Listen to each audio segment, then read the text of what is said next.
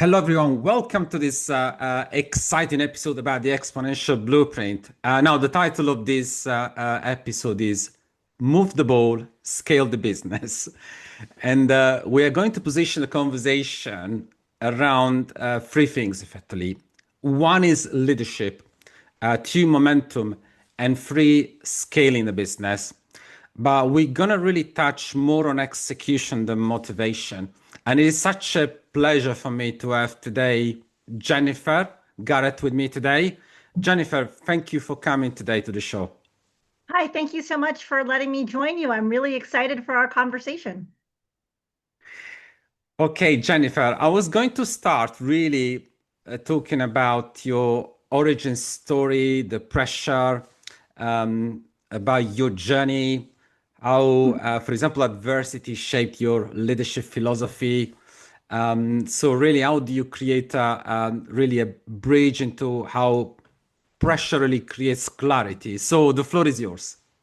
Sure. Yeah. So, as you know, I've had a very storied background, different things that I've dabbled into, starting off my career in Fortune 50 global big teams to, working in with small groups as well as, being an entrepreneur myself. So it's been an interesting journey. And what I've found when you talk about pressure, when I've looked across my experiences and adversity, I really don't think that like people feel like when they're in high pressure environments, you just have to work harder. I got to keep working, keep plugging along, keep making things happen. And for me, I think adversity and high pressure moments really force you to decide faster and work with more clarity. So prioritizing the things that are important versus just trying to put in more work. A lot of people, they confuse being busy with being successful or being productive. And it's really about when you're under pressure, are you focused on the right things to achieve the outcomes that you're looking for? So for me, I've always used pressure and adversity as kind of a stopping point to really think and assess and be clear with myself and the teams on, okay, guys, what are the things that we really need to accomplish? Everything else is noise, right? So that we can focus on the things that need to get done versus all the other tasks out there, because we know there's so many of those things.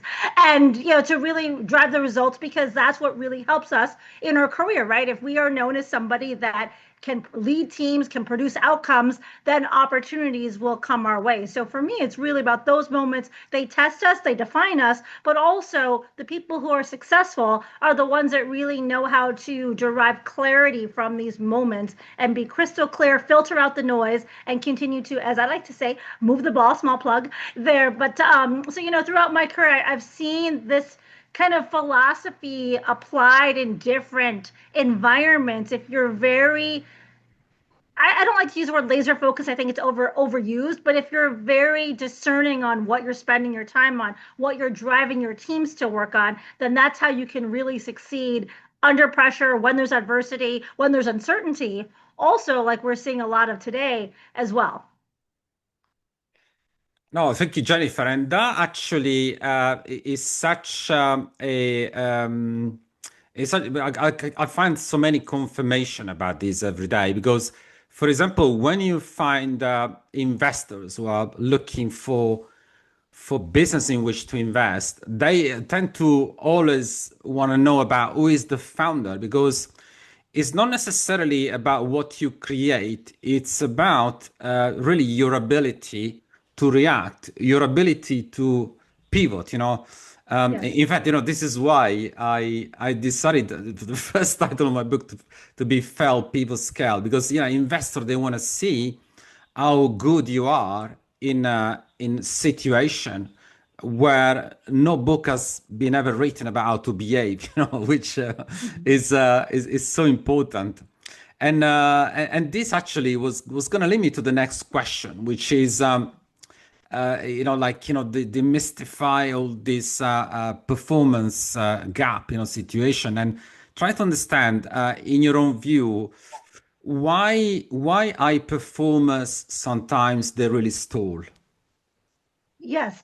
Yeah, what I see is you've got people that are motivated, they're driven, and they're ready to get to work and make things happen. So why do they stall? Why do they not achieve the things that they're looking for? What I've seen is it's really about they're misaligned. So going back to kind of what I touched on earlier, it's being clear and prioritizing the time around those things. But if you're not clear and you're not aligned to what the objectives are, then it's harder to do that, right? So I think that's where people stall is there's no shortage of people out there that want to work. They're not, it's not a laziness issue. It's just a lack of clarity, lack of alignment, and committing to things that aren't aligned with what they need to be focused on because they haven't gone through the exercise or their leadership hasn't, if they are working for somebody, on what are the key objectives? What are we really trying to achieve here?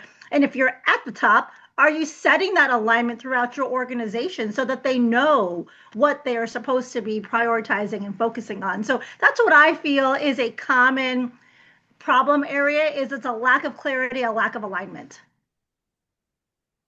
Yeah, we What do see you think? this. I'm curious as to your thought. I'll throw it back to you. Yeah, no, absolutely. No, thank you for that. Well, in actual fact, I always advocate for two big things for a business to start with and then to continue. So these two things are number one, structure, and number two is positioning, or I should say maybe positioning first, and then structure needs to be aligned with the positioning, because oftentimes what we see is a business that starts or continue with a clear position, a clear strategy, and sometimes even a clear structure. So we're all good there to start with. So the strategy is there, is written well, it's ready to be performed. But guess what happened next? We go what we call the execution gap. And sometimes, I mean, we can go on and on about the execution gap, but I always advocate about execution without emotion. Yeah. Mhm. Say if you got a good business strategy, you are aligned, but then you are led by emotion effectively. You allow emotion to effectively rewrite the strategy. This is what happens. And say, for example, you have committed to a budget for the next 5 years. At the end of year one, you realize that that is not the right thing to continue. Now, there are situations where I've seen so many leaders where emotion takes over because they were emotionally committed to having effectively approved the budget for the next 5 years. They find it difficult to really change course. um, then there is the opposite situation where you have created a strategy.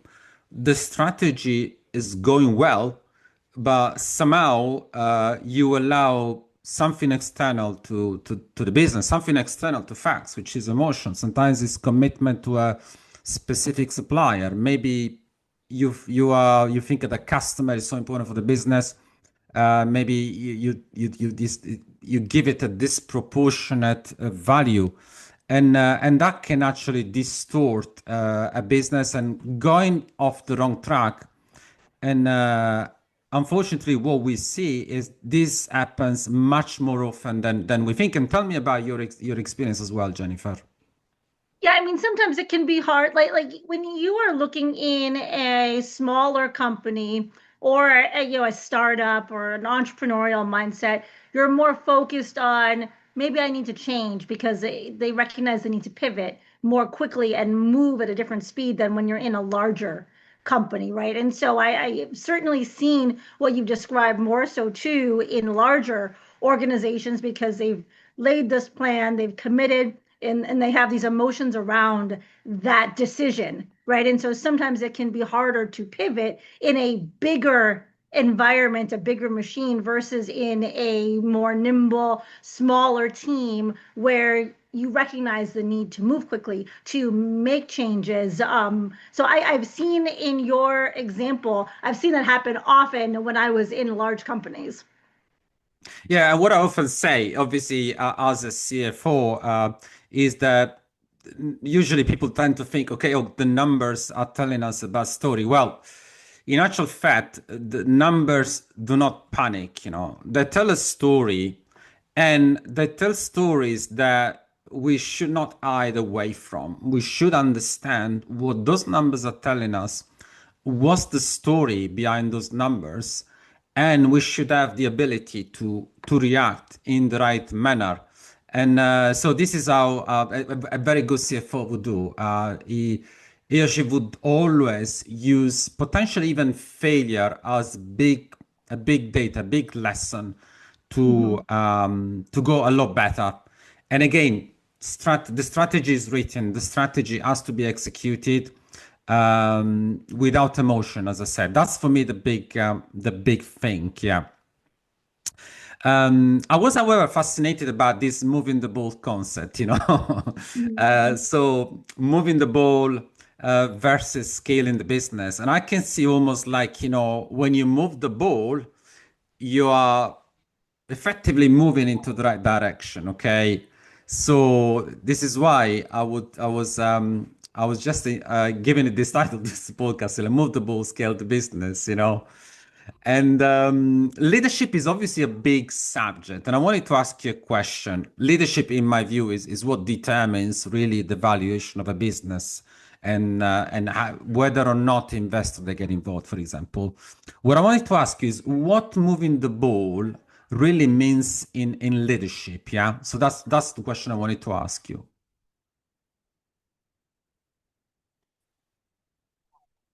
All about forward progress, building and sustaining momentum. And as a leader, you really drive the direction of that team. So it's about the culture that you set, it's about the traits that you exhibit, it's about the relationships that you have with other people, it's about how you handle adversity, right? And all of those things combined, it's about the energy that you bring. Something I like to talk about a lot is challenging people to be aware of the energy that they bring into every space, not just from a motivational standpoint, but that energy is also going to drive the direction because it's how you interact relationships, right? Setting the priorities, the taskings, the direction for the team. And so really what I talk about is in moving the ball and leadership is it's the energy, it's the continuous improvement mindset and how you're driving that continuous improvement. It's how you're driving that open dialogue for your team members, because something I say all the time too is it takes a team to move the ball. And it's because it's everybody coming together, sharing their ideas. I mean, I worked in very technically challenging environments when I was in big Fortune 50 companies, and we had technical objectives as an example that people did not think we were going to hit, very visible to our customer as well as across the company. And we were able to hit those milestones. Why were we able to do that? It wasn't because of me and my ideas, it was because of the team and having that open dialogue to think creatively, to figure out innovative ideas, to overcome some of the technical challenges that we were having that were not driven by us internally, but by external partners slipping their delivery schedules as an example. But we still had a commitment to our customer. So how do we meet that? And so by polling the team and collectively flushing out ideas and having healthy debates about things as a leader, if you're able to drive that and set that culture that's allowable for everyone's input matters to come up with these ideas, that's going to not only solve the issue but also make people feel like they matter, they're important. And when people feel happy and valued and important in the workplace, they're going to give you more too, right? And so I think all of these things in combination really embody what moving the ball means in leadership. And just to tie off to that example, we did meet all of our expectations, although I was on calls every morning briefing the senior leaders of the company, VP level people, and there were people that didn't think we were going to make it, and we did. And again, that was because of the great team. Yes, as a leader I had a small part in that, but also I just had an awesome team that really wanted to be there and make this happen. That goes back to the alignment, right? The commitment to the team, and as a leader you set all of that. And you touched on such an important word, which is energy. So positive energy is such a big differentiator. I always say this that in our own lifetime, we have limited time, of course, but also limited energy, and we should never waste it. So we should Yes. really, we can make a decision about using positive energy instead of negative energy. It's a decision we should always take in favor of positive energy because that will automatically remove negative energy. But the image about moving the ball tells me a lot about another very, very big subject that makes a big difference in business is momentum. Yeah. Mhm.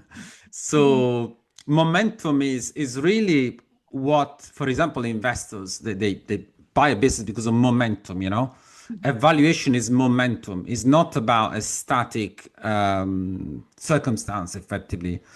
And the Mhm. same I can see with your concept about moving the ball, because moving the ball is all about, building momentum and then keeping momentum and then accelerating momentum, not without any control, of course, but with positive energy. And the question I wanted to ask you, how does momentum is how gets momentum effectively converted into system, into leverage and value?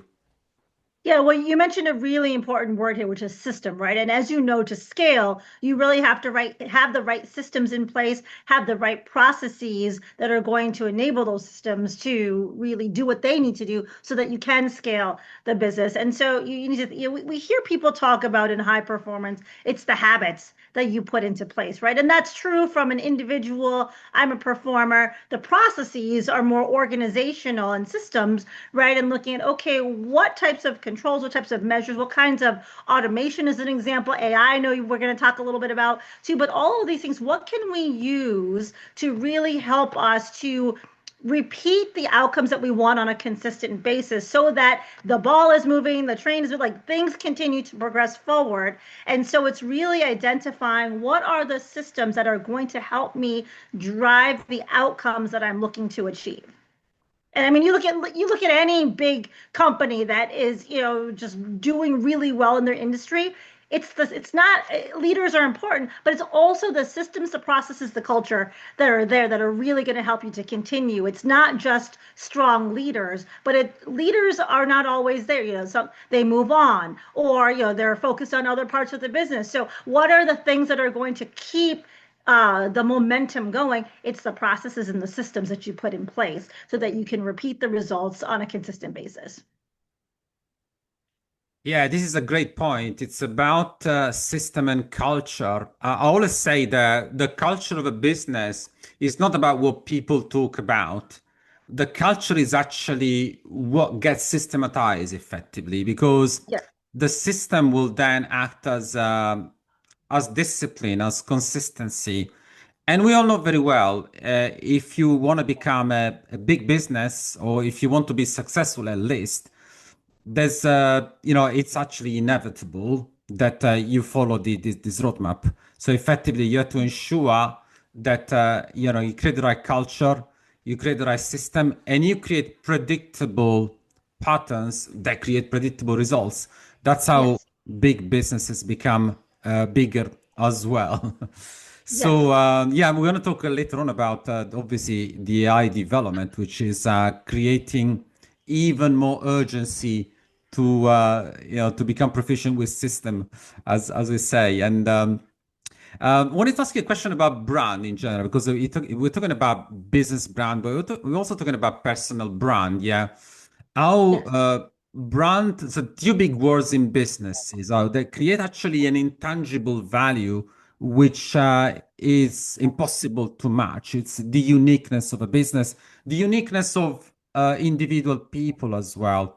Mhm. It's brand and leverage. Okay. So, what's your opinion of brand as a commercial leverage?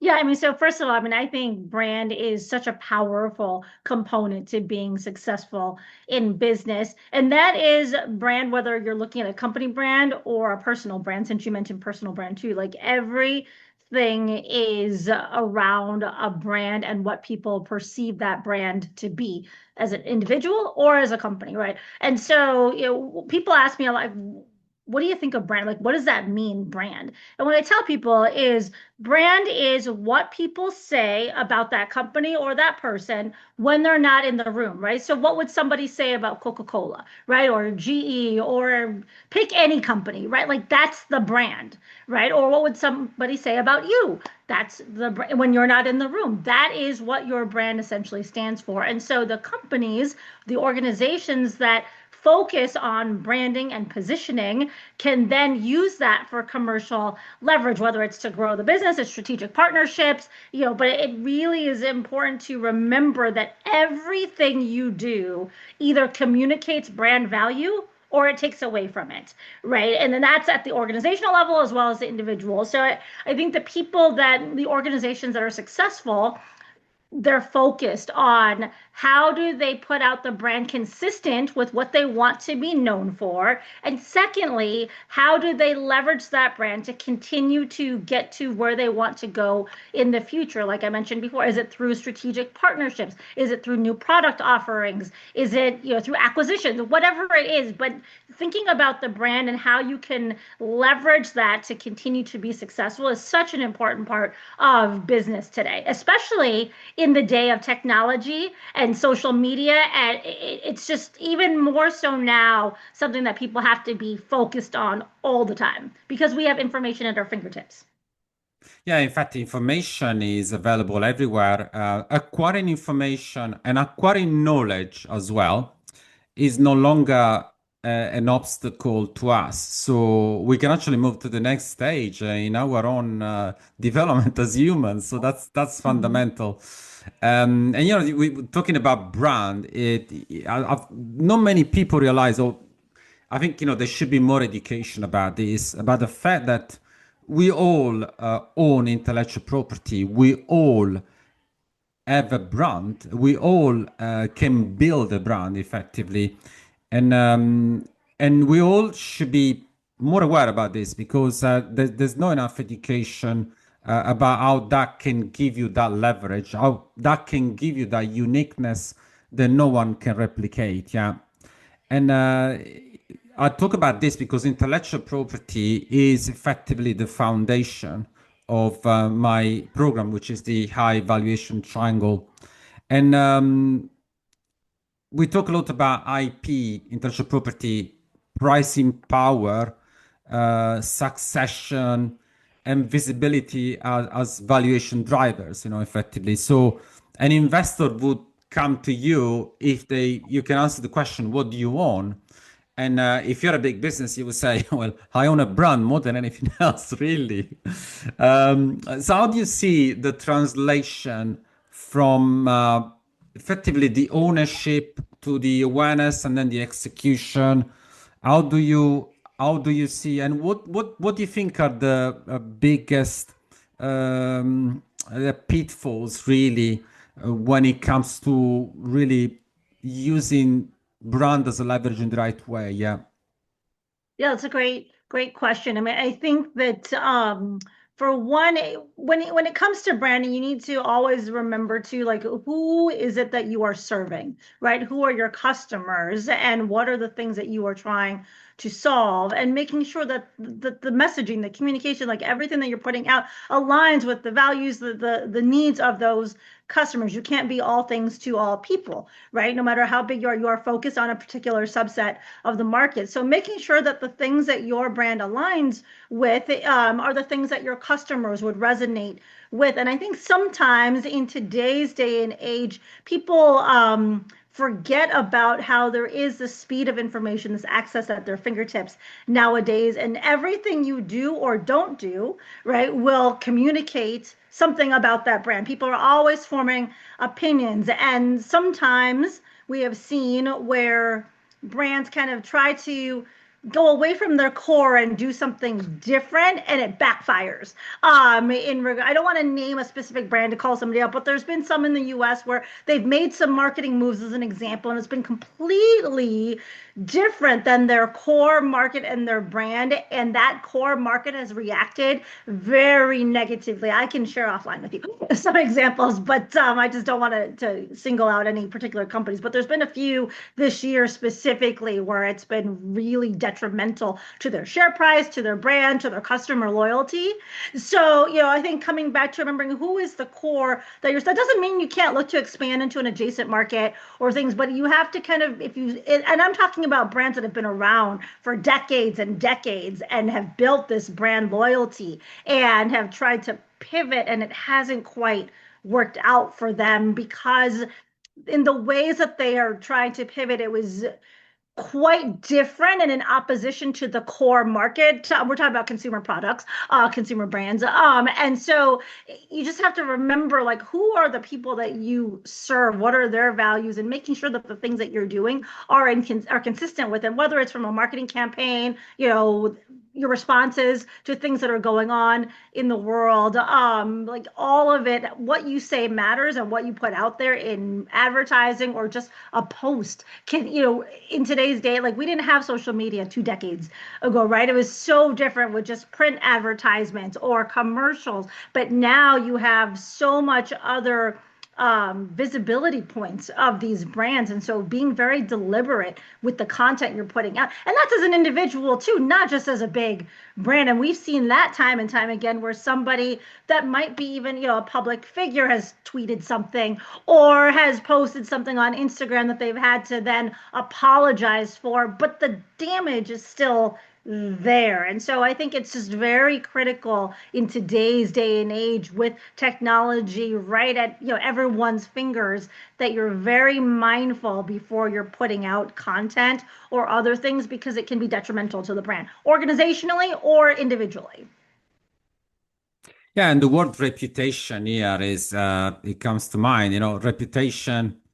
To build a brand, it takes really decades or centuries. Sometimes, uh, yeah, to destroy a brand, unfortunately, yeah, it's something that it's a very delicate balance at times when you actually do something that damages your reputation.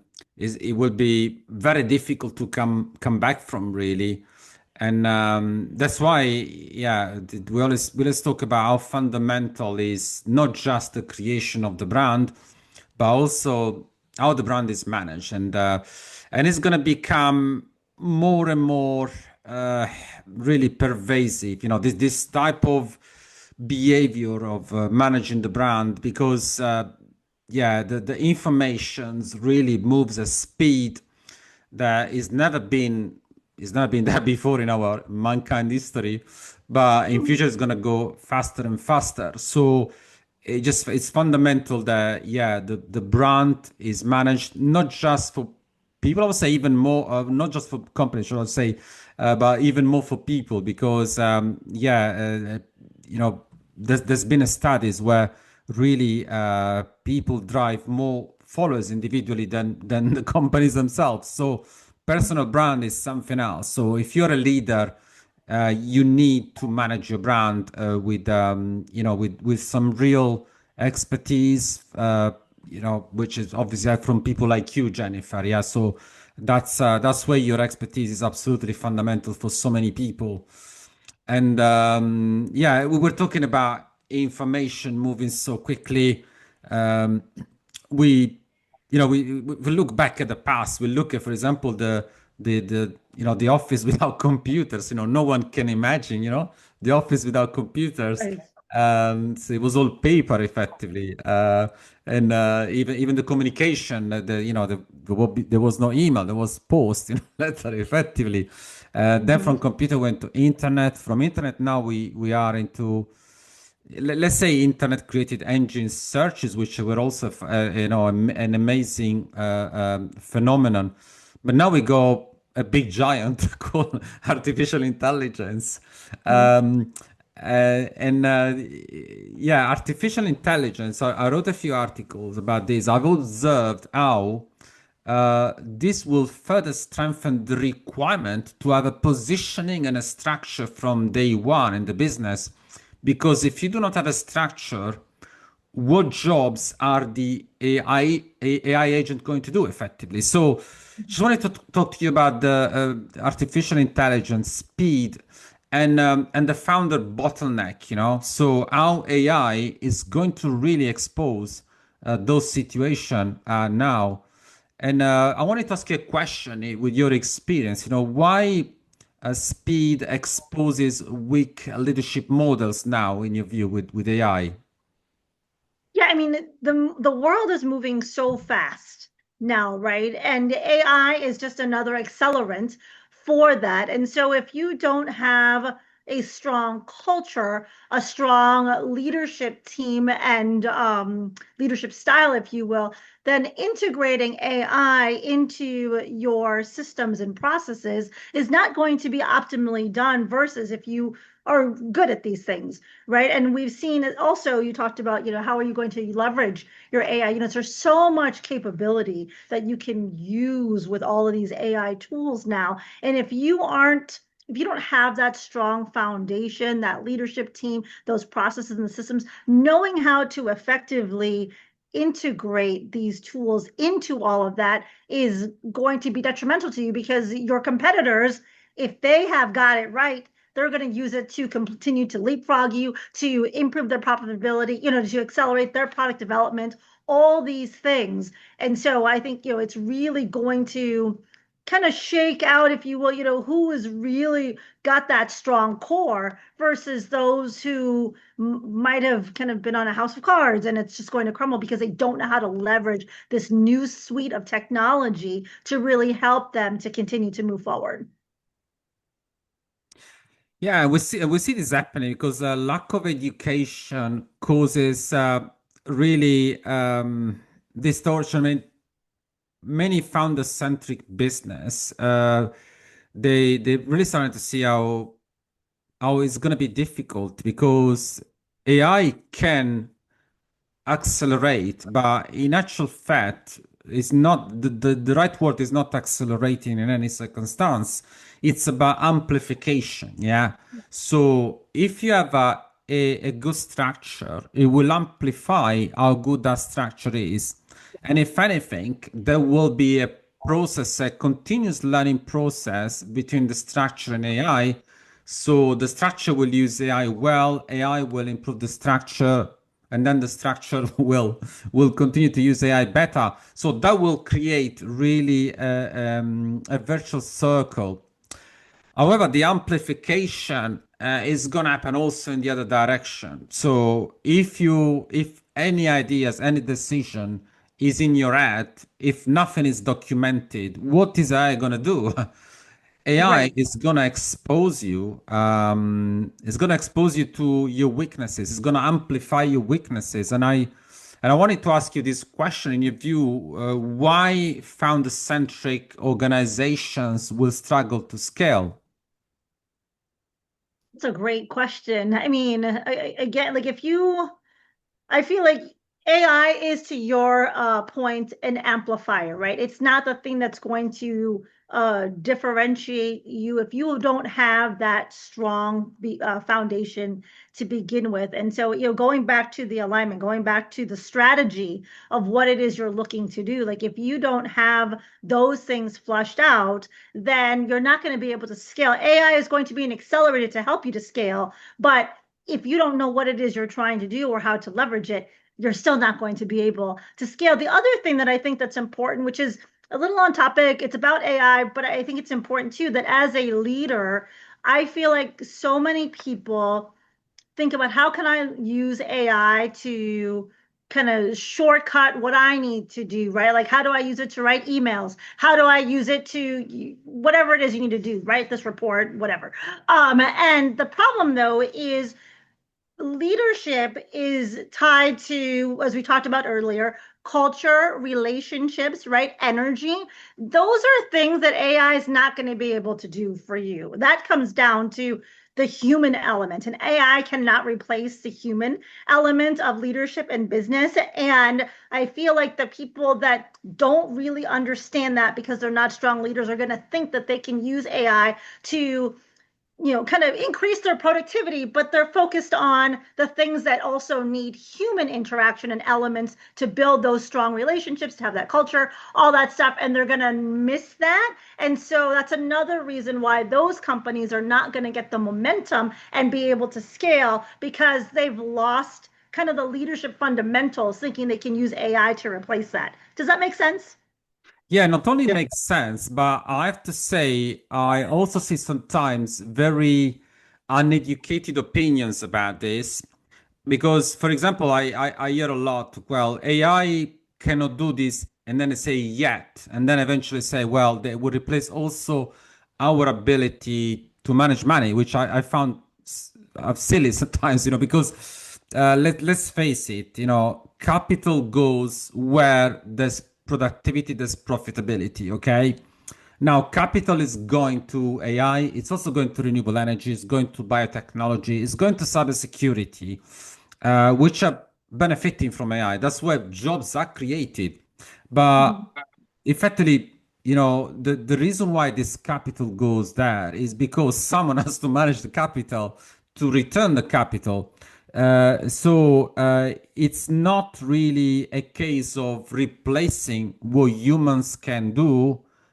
It's actually elevating what humans can do because what Yes. now that capital needs to do, it needs to really produce a return.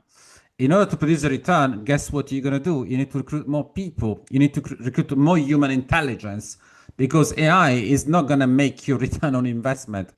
AI is going to be an accelerant tool that is going to help you to produce more, but with the direction of human intelligence. So yeah, this is where sometimes I have to say I am quite surprised to see opinions which effectively they place the hands on on human intelligence because they don't understand really how human intelligence is gonna be the only way to innovate. And personally, my view is that AI is effectively our back seat, but the front seat is with us. It's almost like Yes. we got it covered from the back because any information we want to acquire, any knowledge we want to acquire, we can now acquire it much more easily. But that's past knowledge. The future is innovation. Innovation, it can only be human intelligence. I don't know if you agree with me on that. No, I mean, I think that you can leverage technology and tools, but there's still a human person that's kind of driving the future, and you're using AI and other technology to help create and accept, but the vision is still with a human in the loop. Yeah, absolutely. I mean, I couldn't agree more with you with your phrase as well. And I want to talk to you about elite performance, yeah, and what they do Mhm. differently because of your experience, obviously, in having this situation in front of your eyes. And I wanted to concentrate on patterns, what patterns across athletes, executives, Mhm. scalable business you find that makes actually some performance do so much better than other ones. Yeah. Sure. So when you look at individuals, I mentioned earlier, it's the habits, right, that help drive outcomes. So I want to break this down in a couple of things. One, it's the individual habits that they do when it comes to themselves, right? So we all know that well, we don't all there's two schools of thought here, and you can let me know where you fall. There are some people that say it's very important to get lots of sleep, right? 7, 8, 9 hours sleep. There are other people that think I can just work and get 4 hours of sleep and I can repeat that every day. And I just need to spend more time working and I will get more done, right? My view is, and the many people that I've worked with are of the former camp, whereas sleep is very important because your brain needs to rest, your body needs to rest so that you can perform at the optimum level, right? And so it's not about working more, it's about working smarter, discerning what are the things that I need to focus on versus just putting in more hours. They also are very focused on what is it that they are consuming What are you focusing your time and energy on? What are you consuming as well? Not just the energy you're putting out, but what are you filling your mind with? Is it positive things? Is it things that help you learn? Are you staying curious? The most successful people always stay curious and ask questions. They're always looking to learn, right? What are you eating? Obviously there are people that just eat whatever they want when they want, and there's a school of thought, well, I'm just gonna do that because just YOLO, whatever you want to eat, all these things.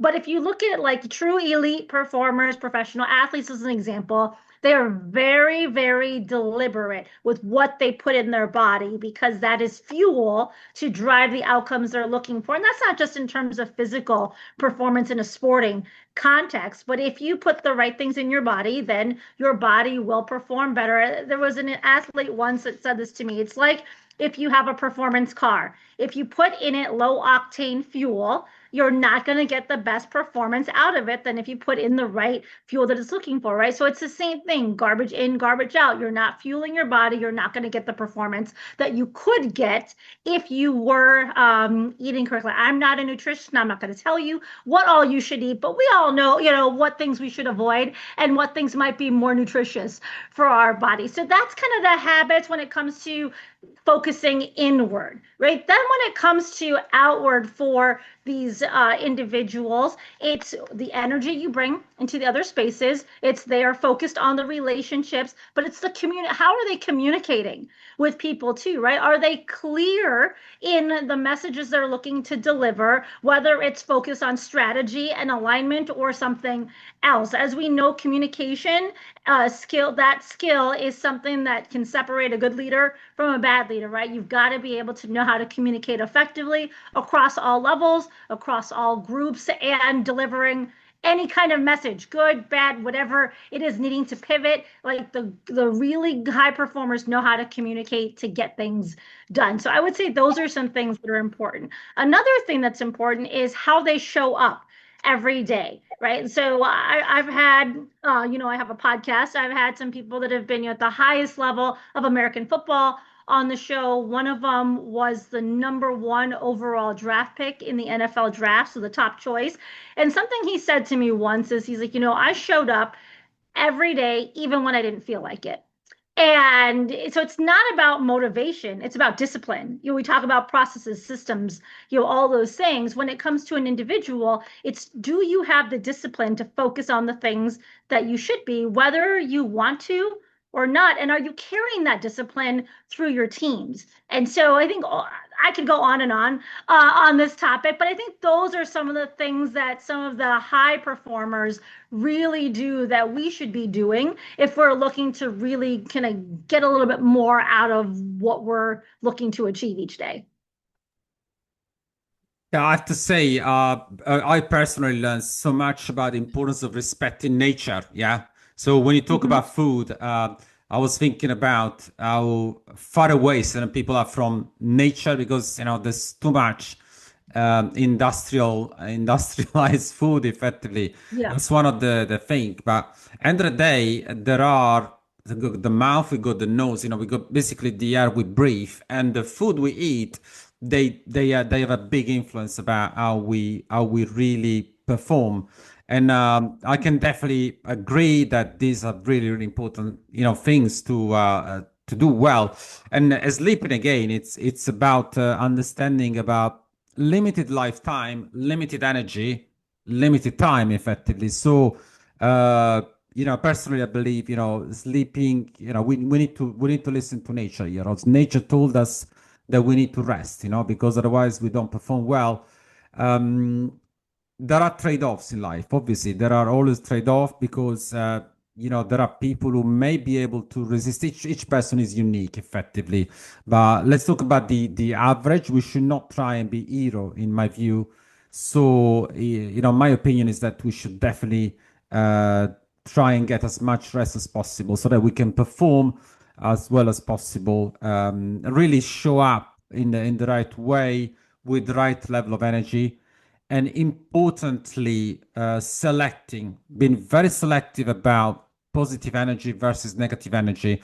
Because if you Mhm. use positive energy in general, you tend to eliminate the negative energy because at the end of the day, that's what we have. That's what we own, energy and time. And that's my view. And I wanted to ask you this discipline, yeah? Discipline, I always say, passion will win one game, but discipline will win one tournament effectively. Yes. And system over effort, just a few words on this. How do you see in your experience?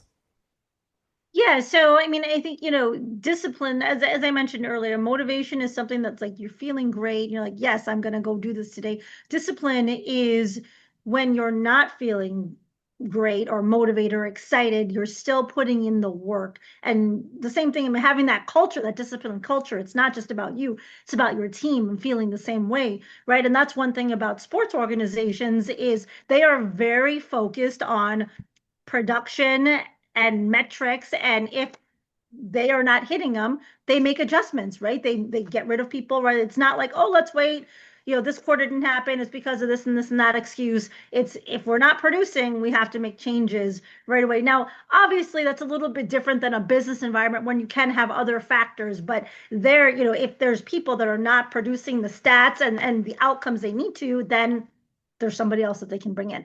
And so, they're very disciplined though on what are the things that we need to focus on. And even if you are not feeling 100%, you're still going to show up and, focus on the things. Same things with if you have the right systems and processes in place, those things are going to continue to go with disciplined people so that you can have those repeatable outcomes that you talked about earlier. And so I think that's important. One other thing that I think is very important that I didn't mention that I really want to talk about here is the power of pause. I've written a couple articles on this too on LinkedIn, but we always get focused on the hustle and the bustle and the constant grind versus high performers also take time to pause and they take time to think and they focus on things strategically. So it's not just about being busy, but it's about carving out time to reflect, to assess, to reassess, to reposition where need be. But that time is important. And a lot of people don't do that because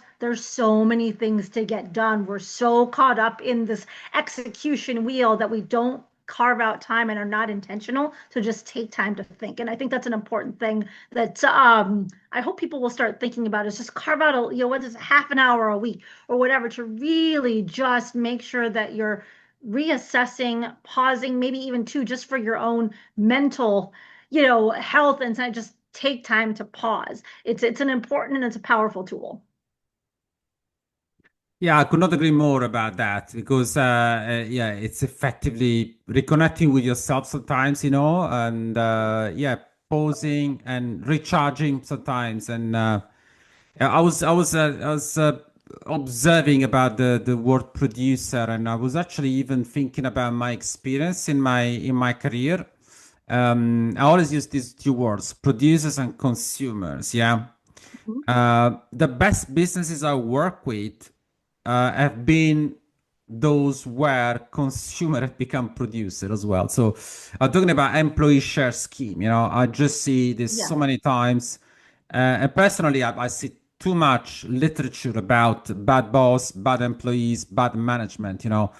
But if many businesses had the courage really to open up ownership to employees. Personally, I would see such an alignment between leadership and those who need to produce. End of the day, productivity runs the world, and there's a number for Mhm. it. It's $110 trillion per annum. How are we going to increase that? And one of the biggest changes that perhaps we can implement is really to turn more consumer into producer, which effectively means Mhm. employees being given a chance to participate into the success of the business. And yeah, that's been my experience, I would say as well. Yeah. Well, yeah, when they feel a sense of ownership, not just I'm getting paid to come here to work, but this is my thing, they definitely will produce more because they feel like they are fully vested, not from a financial standpoint, but just, invested and that it's something that is theirs. So they give it a little extra, they're focused a little bit more because they do have that actual ownership piece.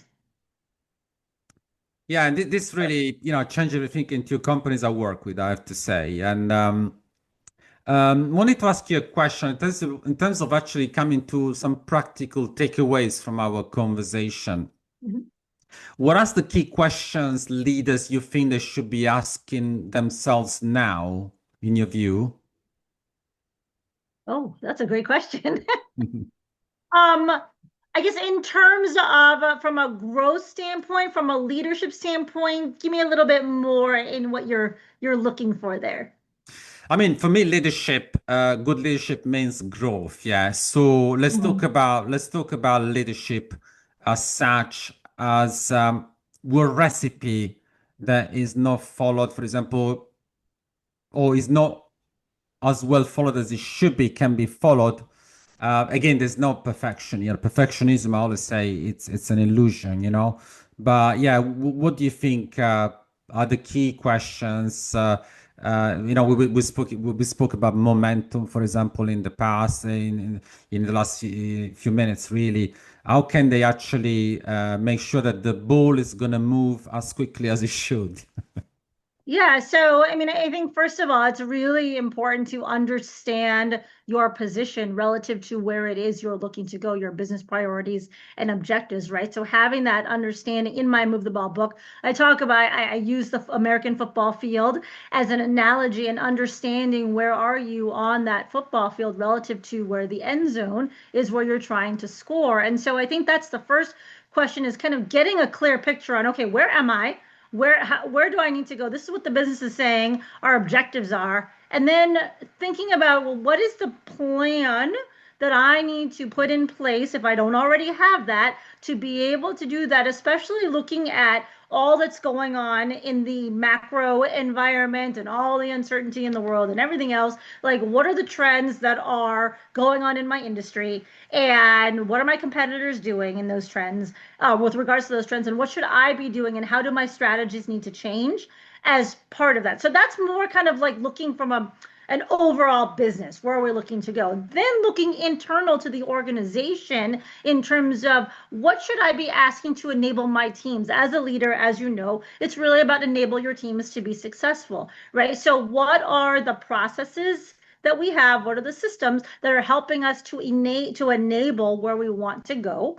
And are those things effective, or do we need to make adjustments to those so that my teams can operate more efficiently to help us move forward to be able to get to those outcomes? And then also, just more from a relationship standpoint, more really tied to just being a leader, like how are you interacting with your teams? How are the relationships? I'm very big on relationships. Are you putting in the time as a leader to really cultivate those relationships with your people? A lot of people don't do that because it's more work, right? But if you do that and you know that people think that you care, or they know that you care about them, they will give you more, and it's just going to be a more productive environment. So I would encourage people to also think about how are the relationships that I have within my teams? What's the energy that I'm bringing into those spaces? Right. And do I need to do things differently so that I'm bringing the right energy? Because people feed off of that. It is a game changer. If you are a person that's driving that positivity and setting that tone, it really does make a difference. I read this book before. It was called How Full Is Your Book Bucket? It's been around for a long time. And there was an analogy in that book where the guy talked about, well, can you imagine that you're in the workplace, you're on the floor, and one person is complaining about something, and that kind of just propagates throughout the whole floor, and it drags the whole energy level of that floor down. Conversely, when you, in the example, if you call somebody, a customer service agent, and they just give you really great service, Like you're happy, you're like, wow, that was really great. Thank you so much for taking care of my need. And you carry that energy into, your other conversations because you had that positive interaction. It's contagious. And so as a leader, that is so important. Don't discount the power of that positive energy and how you act in times of adversity or high pressure. That's important, right? So I would encourage people to think about how am I reacting in all situations and what's the energy that I'm bringing toward my team. Because sometimes we feel like, oh, if I'm just venting to someone, it's no big deal. I'm just venting and letting them know. But that has an effect. So I've said enough about this energy thing, but it's something I'm very passionate about because I think that we can get outcomes that we want, just that simple little tweak. So that would be something that I would encourage people to think about too, along with the relationships. And then, here's an important one. Are you creating more stress on your teams than what needs to be by implementing artificial deadlines for things? So this is something I talk about a lot. Everybody is busy. We're all overtasked with things in the workplace, right? Teams can create more stress on people by saying, hi, Jane. Hi, John. Can you give me this thing? I need this by tomorrow. If you don't need it by tomorrow and it can wait, don't make them feel like they have to do that right away. So it's really thinking through like, what are the timelines I'm putting on people?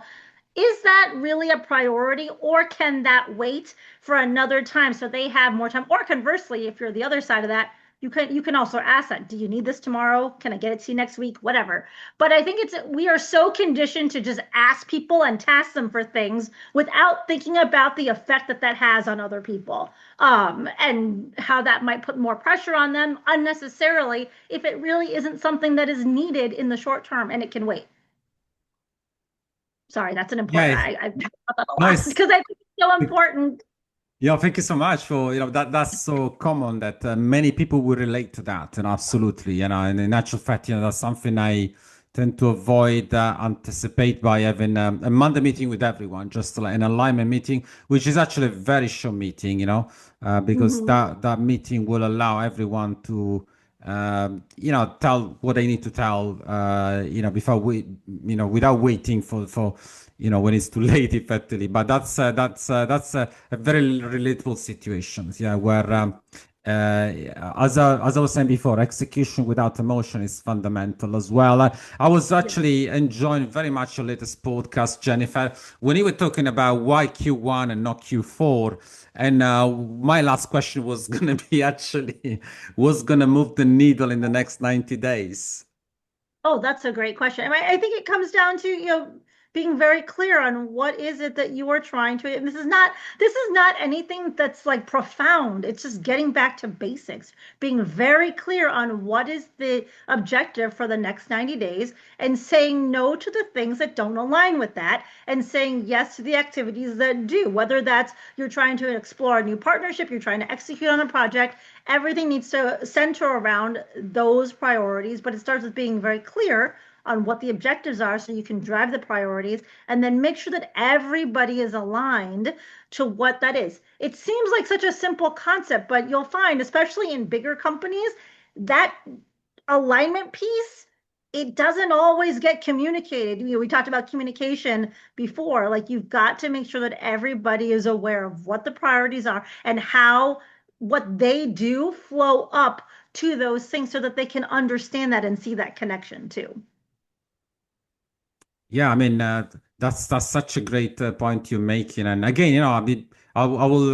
It will be a pleasure for me to keep enjoying your podcast because it's really so educational for so many. Because again, for me, as I often say, leadership is the biggest variable when it comes to valuation, and is the Mhm. biggest moving variable for businesses in general. We see how a change of leadership done correctly can actually add billions, sometimes tens of billions in the value of business. Mhm. And the other way around, we can see actually how a wrong change of leadership can actually cause a big drop in the share price in some businesses. And I'm sure many people can relate to the situation we've seen in the past. So Jennifer, I wanted to ask you if everyone wants to enjoy what I've been enjoying so far, your podcast, your services, where should they go? Yeah, so to make it easy, if you go to my website for the podcast, which is movetheballpodcast.com, that will also take you to my main website. So you can listen to the podcast episodes, you can learn more about me, you can reach out. I love to connect with people too. So, you can find me there. Okay, so easy to remember. Move the Pole podcast. That's great. I'll keep tuning into that. That will be fantastic discovery for me as well, I would say. And in the meantime, don't forget to subscribe to our YouTube channel. You can click on the link below. So let's just end with a closing reflection. We can say from this last 45 minutes that leadership moves the ball, structure scales the business. Let's say that this is a conversation that opens the door to something bigger. And I'd like to say thank you so much to Jennifer for tonight. Well, thank you so much. Thank you, Jennifer. Bye for now.